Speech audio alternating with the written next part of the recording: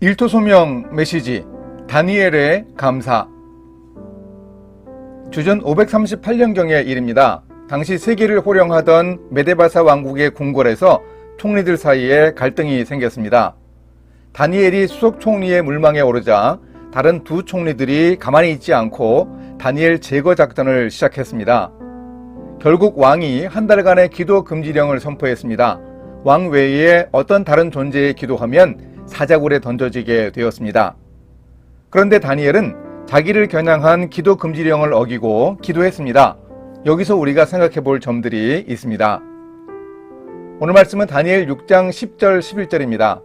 다니엘이 이 조서에 왕의 도장이 찍힌 것을 알고도 자기 집에 돌아가서는 윗방에 올라가 예루살렘으로 향한 창문을 열고 전에 하던 대로 하루 3번씩 무릎을 꿇고 기도하며 그의 하나님께 감사하였더라. 그 무리들이 모여서 다니엘이 자기 하나님 앞에 기도하며 간구하는 것을 발견하고, 첫째, 다니엘은 그때 무엇을 감사했을까?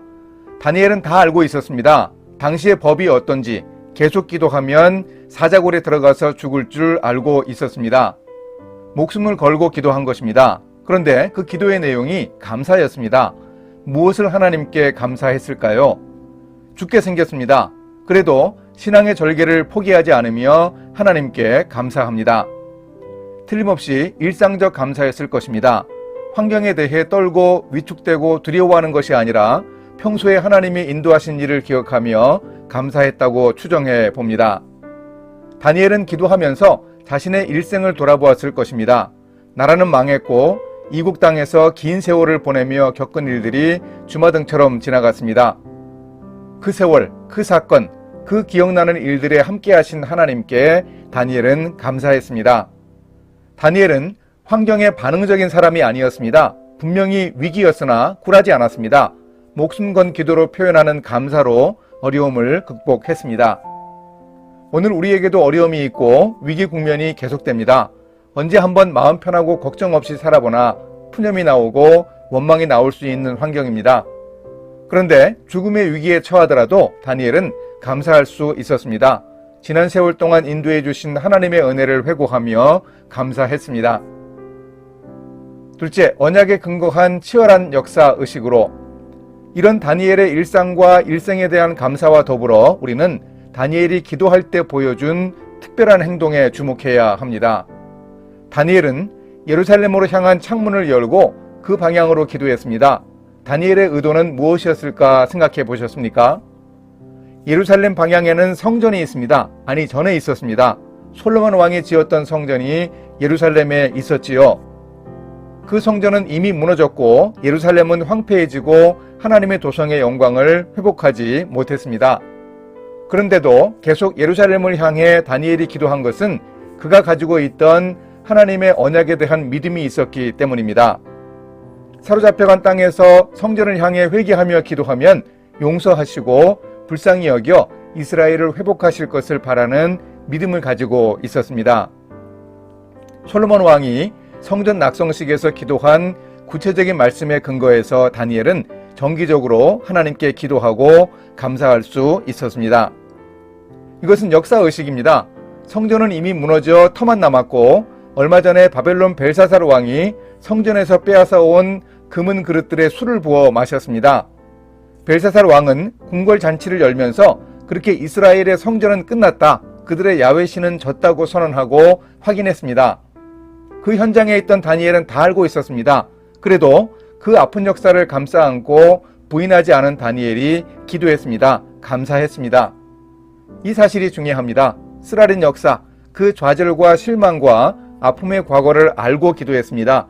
진정한 역사의식은 아픔과 좌절과 수치의 역사를 부인하지 않습니다. 하나님의 구원 역사는 이스라엘의 죄악으로 인해 성전이 무너졌지만 하나님의 약속의 말씀을 의지하고 기도하는 일로 이어짐을 다니엘은 알았습니다. 이것이 진정한 역사의식입니다. 셋째, 일터에서 내 하나님을 보이라. 세 번째로 우리가 다니엘의 감사에 대해 살펴볼 부분은 다니엘이 자기가 믿는 하나님을 그가 일하는 일터에서 드러내 보였다는 점입니다. 다니엘이 했던 감사의 기도를 통해 하나님이 드러나셨습니다. 이 일은 매우 중요한 결과였습니다. 다니엘의 정적들이 다니엘이 기도하는 모습을 보고 느낀 특이사항은 두 가지였습니다. 다니엘의 하나님 앞, 즉 자기 하나님께 기도한다는 점이었고, 다니엘이 기도하며 간구했다는 점이었습니다. 기도와 간구라는 단어들의 쓰임새를 살펴보면 다니엘은 평소에 늘 하던 기도뿐만 아니라 특별한 간구를 했습니다. 사자굴에 들어가 죽게 되는 것을 알고 평소보다 오래 목소리를 높여 틀림없이 눈물 흘리며 기도했을 것입니다. 평소와 다르게 특별히 간구하는 모습을 정적들이 봤습니다. 그렇게 정적들은 다니엘이 기도하는 모습에서 다니엘의 하나님을 보았습니다. 아마도 그들은 부러웠을 것입니다. 다니엘이 대제국의 수석 총리 자리를 포기하며 목숨을 바치는 다니엘의 하나님이 너무나 부러운 신이었을 것입니다. 11절에는 다니엘의 정적들이 다니엘의 기도하던 모습을 지켜본 시각으로 기록되었는데, 거기에 자기 하나님께 기도했다고 기록됩니다. 다니엘서에서 하나님은 바로 다니엘의 하나님이었습니다. 다니엘은 자신의 하나님을 일터의 사람들에게 보였습니다. 다니엘이 그의 일터에서 드러내 보인 자기의 하나님을 믿었기 때문에 사자굴에서도 살아나올 수 있었고, 목숨을 위협하는 험악한 일터에서 승리할 수 있었습니다. 다니엘이 오늘 이 시간 우리에게 이렇게 질문합니다.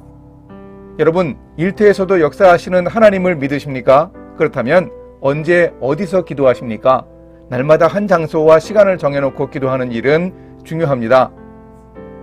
다니엘의 질문에 우리가 대답해야 합니다. 감사하는 사람은 기도합니다. 기도하며 하나님께 자신의 삶을 전적으로 의지하는 일이 우리 삶의 성공과 실패를 분명하게 가르는 척도입니다. 이런 감사와 기도가 바로 우리의 일터 영성을 확인하는 잣대가 됩니다. 다니엘의 하나님, 다니엘이 일터에서 목숨을 걸고 기도하며 감사했습니다. 하나님의 언약에 근거해 성전이 있던 예루살렘을 바라보고 간구했습니다. 오늘 일터에서 다니엘의 감사를 배우며 하나님의 약속을 따라 기도하며 하나님을 보일 수 있게 인도해 주소서. 예수님의 이름으로 기도합니다. 아멘.